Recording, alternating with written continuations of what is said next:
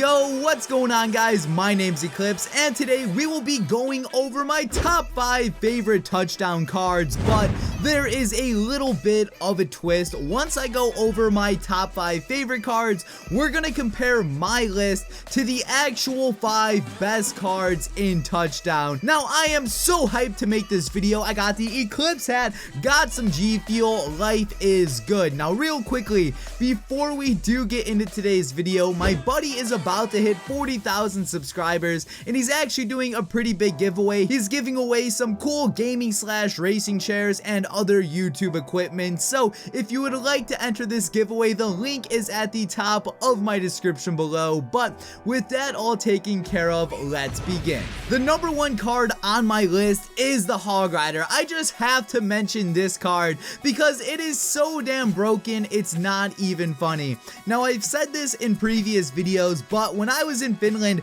playing like the early stages of touchdown, the Hog Rider wasn't even in the game mode. I'm not too sure if the Supercell employees thought the card was too good, or maybe the game mode just wasn't meant to have the Hog Rider in general.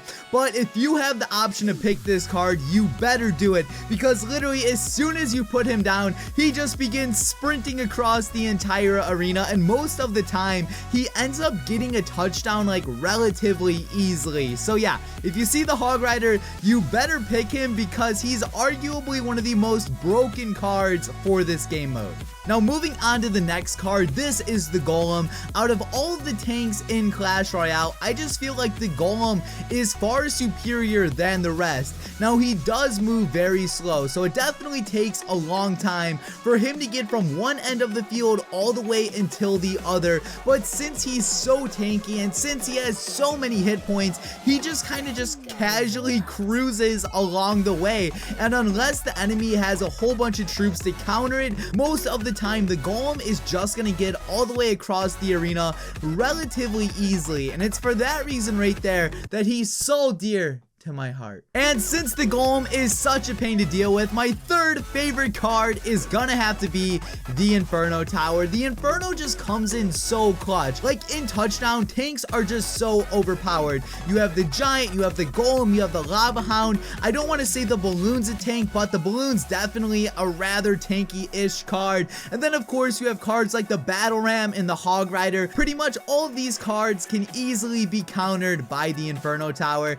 and that's why the card is on my list. Like, the Inferno is just such a lifesaver. It's literally like the backbone to a majority of my defenses. Like, if you have the option to pick the Inferno Tower, you better do it. I don't care if you have all of the tanks in the damn game in your deck. You better pick that card because you never know what the enemy is gonna have. And trust me, even if the enemy has no tanks, the Inferno Tower does actually have a decent amount of hit points as well. So overall, the Inferno is just like one of the best buildings to have in this game mode. Moving on to my 4th favorite card in the touchdown game mode. This is gonna be the Barbarian Hut. Oh, I'm getting a phone call. We're getting a phone call, boys. Get me in one of your videos. But we're back on track to my 4th favorite card, and that is the Barbarian Hut. And the reason for that is it's probably one of the best spawners in the game. And the reason I'm saying that is because, 1, the Barbarian Hut has a whole bunch of hit points, so that means it's a very tanky building. Next up, it lasts like forever, so you're pretty much just continuing to spam the enemy with a constant cycle of barbarians. And the third and final reason that I love the card is that barbarians are a tanky-ish unit, and since it only spawns 2 at a time, it's not like a major threat. However, if the enemy ignores them, those barbs can definitely do a lot of work. And we're now going to move on to my 5th and final favorite card for touchdown, and this is the Witch / Night Witch. Pretty much I'm putting 2 cards here, so yes, I'm kind of a cheater in this list, but hear me out. I like the Witch because she spawns skeletons, and I like the Night Witch because she spawns bats. Essentially, both of the cards are like really good, and I couldn't really pick which one I liked better, so I'm just kind of putting both of them together. And since they're both classified as witches, I figured you guys would be okay with that. Now, the Witch does splash damage damage, and she spawns skeletons. So overall, the witch does like a whole bunch of work, and she's really good, especially behind a tank.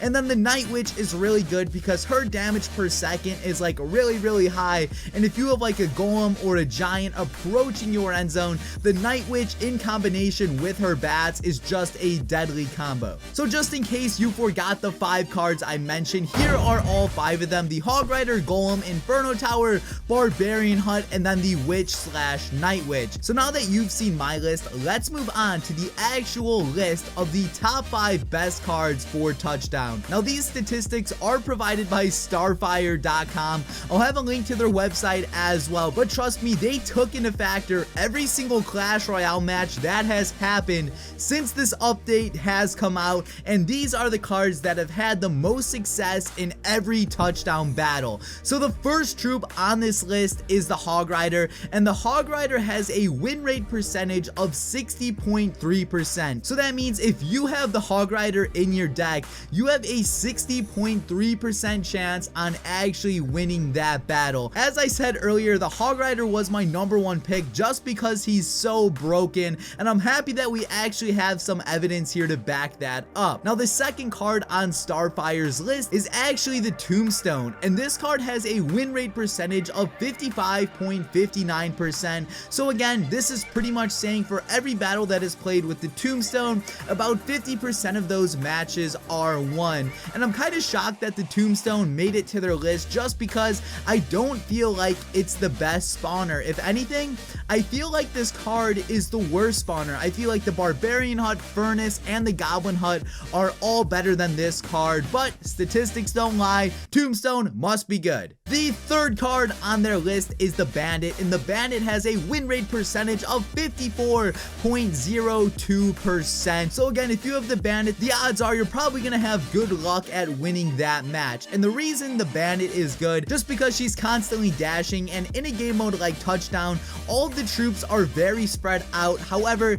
they aren't spread out super far, so in many cases the Bandit can go from one troop to the next, to the next, to the next, and she can just be on a crazy dash cycle. So I can definitely see why she is pretty valuable. Now the fourth card on Starfire's list is actually the Goblin Gang, and this one is kind of catching me off guard. It has a win rate percentage of 53.61%. so again, in most cases, whenever you have the Goblin Gang, you're probably gonna be winning. And like I said, this card is kind of shocking me, but the more I look into it, I can see why this card is actually of value. Goblins are a very fast troop, and since this card is very cheap in Elixir, you can catch your enemy off guard in many situations.